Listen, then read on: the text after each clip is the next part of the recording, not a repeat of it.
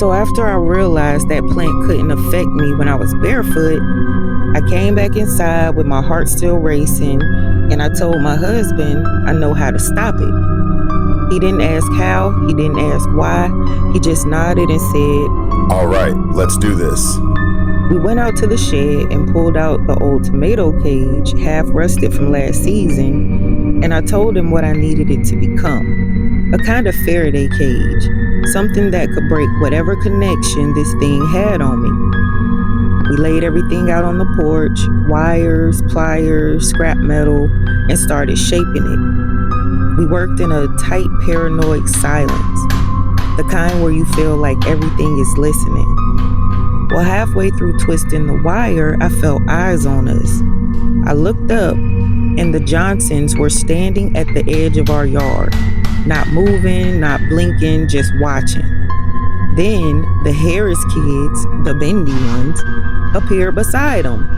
But this time, their bodies were too still, too rigid, like something was holding them in place. My husband just kept working, jaw tight, shoulders tense.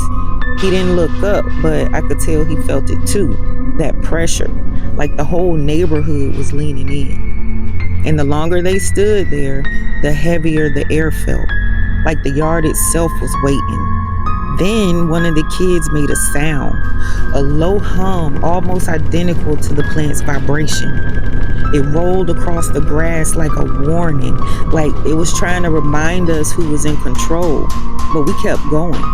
We reinforced the frame, tightened the wire, secured every weak point we could find. I mean, it wasn't pretty, but it was solid, and hopefully it would interrupt whatever signal that plant was sending out.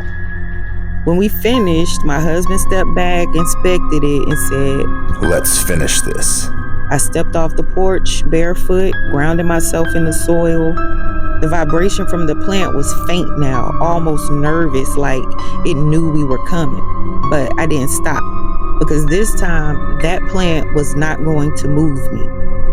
Then we lowered the cage over it, and the moment the metal settled over the plant, the humming stopped. Everything stopped. The Johnsons froze mid-step. The Harris kids' heads snapped upright like they had just been shaken awake. And then I saw it.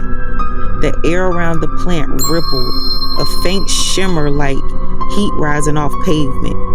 The leaves flickered. The bright vegetables glitched like a bad projection. And then the whole illusion drained away. And what sat in that cage wasn't a plant at all.